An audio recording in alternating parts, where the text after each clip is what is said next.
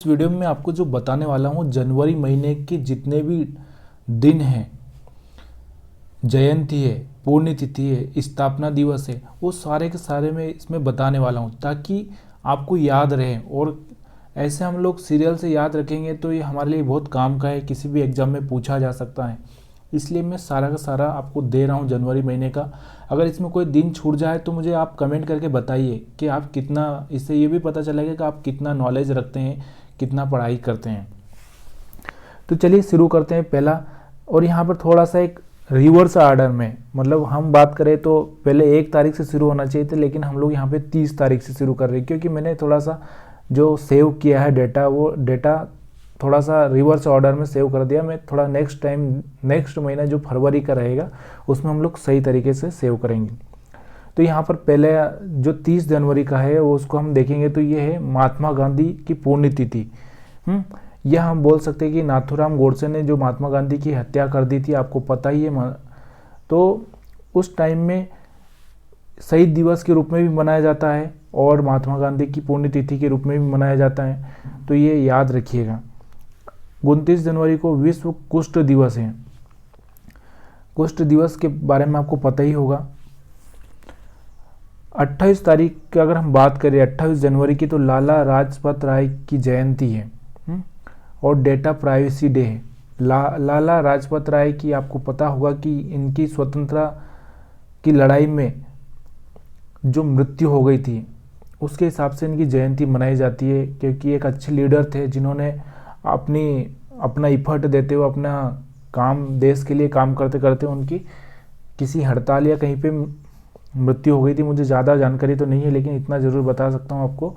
Data privacy day यानी कि जो हमारा डेटा है, पर्सनल डेटा है, उसको सेव करने के लिए या उसको बचाने के लिए, जैसे अभी आपने देखा होगा कि कितनी सारी न्यूज़ें आती है कि भारत के डेटा हैक कर लिया गया, वहाँ का डेटा हैक, कि ये बहुत बड़ी चीज़ होती है। अगर आपकी पर्सनल चीज़ें अगर कोई चुरा लेता है, यानी कि आपका ब्लड ग्रुप कौन सा है, आपका बैंक अकाउंट नंबर, नाम, ये सारी चीज़ें चुरा लेता है तो आपको किसी भी तरह से हार्म कर सकता है, किसी भी तरह से आपको या फिर आपका मोबाइल नंबर की, अगर आपको बहुत सारे लोगों को, अगर मान लीजिए कि आपका मोबाइल नंबर भी, तो क्या करते हैं, मान लो कि यहाँ पर आपको एक ये लगेगा कि मान लो 1 करोड़ मोबाइल नंबर अगर कोई कंपनी बेच देती है, मतलब अगर मान लो किसको चाहिए, अगर कोई इंश्योरेंस वाला है उसको नंबर चाहिए, कोई अगर बोले तो कोई और भी चीज़, किसी प्रोडक्ट को बेचने वाला, जो भी प्रोडक्ट को बेचने वाले लोग हैं उनको नंबर चाहिए होते हैं ना। वो किसी कंपनी से अगर आपका डेटा ले लेते हैं, वो आपको फ़ोन करते रहते हैं, तो उनका बेनिफिट होगा ना, क्योंकि कोई ना 1 करोड़ लोगों में से कम 1 लाख लोग भी अगर उनका प्रोडक्ट खरीद लेते हैं तो कितना बेनिफिट होगा। तो इस तरह से ये चीज़ें, हमारी जो चीज़ें होती है डेटा, यानी कि हमारी चीज़ें वो बहुत प्राइवेट रखने के लिए डेटा प्राइवेसी रूल बनाया गया था। 27 जनवरी की अगर हम बात करें तो अंतर्राष्ट्रीय प्ले स्मरण दिवस मनाया गया। अब ये किसके उपलक्ष्य में मनाया गया, यहाँ पर मुझे थोड़ा सा याद है कि हिटलर, या हाँ शायद हिटलर ने या किसी का, तो मतलब किसी के चक्कर में जिसने बहुत अत्याचार किए तो उसके लिए मनाया गया। मुझे थोड़ा सा याद नहीं रह रहा है, तो अभी आप कमेंट करके बताइए कि किसके प्ले दिवस क्यों मनाया जाता है, उसके पीछे का कारण क्या। अंतर्राष्ट्रीय सीमा शुल्क दिवस। अंतर्राष्ट्रीय सीमा शुल्क दिवस तो आपको पता ही है कि अगर हम अपने ही देश में अगर एक राज्य से दूसरे राज्य में जाते हैं तो सीमा शुल्क दिवस, या हम बोल सकते हैं कि टोल टैक्स, या ऐसी बहुत सारी चीज़ें जो लगती है या चेकिंग होती है हमारी, तो आपको पता होगा, इसमें कुछ प्रॉब्लम नहीं है।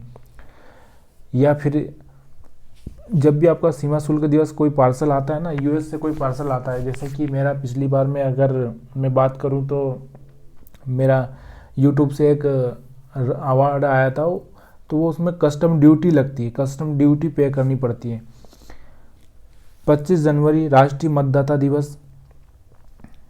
यह वेरिफिकेशन, कस्टम ड्यूटी नहीं, मतलब वेरिफिकेशन भी करवाना पड़ता है आपको। ऐसा नहीं होता है कि वहाँ से आता है प्रोडक्ट तो किसका है, सही में वो है कि नहीं, या ऐसे ही कुछ भी भेज दिया गया है। इसलिए कस्टम ड्यूटी तो जो भेजता है वो पे कर ही देता है। 25 जनवरी की हम बात करते हैं तो राष्ट्रीय मतदाता दिवस। मतदाताओं को जागरूक करने के लिए या मतदाताओं की पहचान करने के लिए आपको मतदाता दिवस के बारे में मुझे ज़्यादा बताने की ज़रूरत नहीं। 24 जनवरी को अगर हम बात करते हैं तो अंतर्राष्ट्रीय शिक्षा दिवस, राष्ट्रीय बालिका दिवस, उत्तर प्रदेश का स्थापना दिवस। 23 जनवरी की अगर हम बात करते हैं सुभाष चंद्र बोस जयंती दिवस। 21 जनवरी में मणिपुर, मेघालय और त्रिपुरा का स्थापना दिवस एक साथ है, ये याद रखिएगा। अगर आपको ऐसा नहीं आता तो कोई शॉर्ट फॉर्म क्रिएट कर लीजिए, उससे याद रखिए। 16 जनवरी को अगर हम बात करते हैं तो मनाया गया राष्ट्रीय स्टार्टअप दिवस। देश में स्टार्टअप को बढ़ावा देने के लिए स्टार्टअप दिवस मनाया गया। 15 जनवरी को अगर हम बात करते हैं भारत में मौसम विज्ञान का 148वां स्थापना दिवस मनाया गया। 16 जनवरी को अगर हम बात करते हैं तिरुवल्लुवर दिवस, जो कि साउथ का है, आपको पता होना चाहिए कि फेस्टिवल है कि क्या है, वो आपको थोड़ा सा आपको नॉलेज होना जरूरी है। आप जब तक आप नहीं पता करोगे तब तक कैसे पता चलेगा। और 12 जनवरी को अगर हम बात करें तो राष्ट्रीय युवा दिवस। 12 जनवरी को अच्छे से सेलिब्रेट किया जाता है, स्वामी विवेकानंद का जन्म, तो राष्ट्रीय युवा दिवस मनाया जाता है। 11 जनवरी को अगर हम बात करें तो राष्ट्रीय मानव तस्करी जागरूकता दिवस। देखिए, जागरूकता दिवस, तस्करी, मानव तस्करी होती है, आपको अच्छे से पता है कि लोग किधर भी ले जाते हैं, उनका किस तरह से मैं आपको समझाऊं ये तो मैं भी नहीं जानता, लेकिन जो तस्करी होती है ना, लोगों को ले जाके उनके पार्ट, बॉडी पार्ट भी बेच दिए जाते हैं। बहुत सारी चीज़ें इस दुनिया में चलती रहती है। 11 जनवरी को अगर हम बात करें तो एक और लाल बहादुर शास्त्री की पुण्यतिथि भी है, जो आपको पता ही होगी। 10 जनवरी को विश्व हिंदी दिवस मनाया जाता है। विश्व में हिंदी देश भाषा को बढ़ावा देने के लिए हिंदी दिवस मनाया जाता है। आपको पता होगा कि विश्व में बहुत जगह हिंदी सीखने की कोशिश कर रहे हैं, या अभी हमारे गवर्नमेंट ने किसी देश के साथ में साझेदारी की थी कि वहाँ पर वो हिंदी पढ़ाई जाए, पंजाबी पढ़ाई जाए, ये आपको पता होना चाहिए।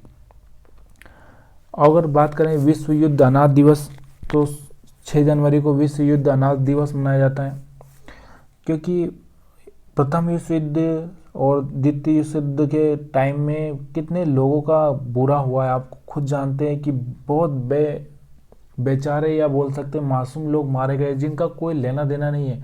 जब दो गवर्नमेंट आपस में लड़ती है तो प्रॉब्लम, जब दो देश आपस में लड़ते हैं तो उन लोगों का कोई लेना देना नहीं होता है, जो लोग वहाँ पर मरते हैं, क्योंकि सेना युद्ध करती है तो बीच में जो लोग रहते हैं, घर जैसे कि आप अभी हमारे जम्मू कश्मीर का मुद्दा देख सकते हैं।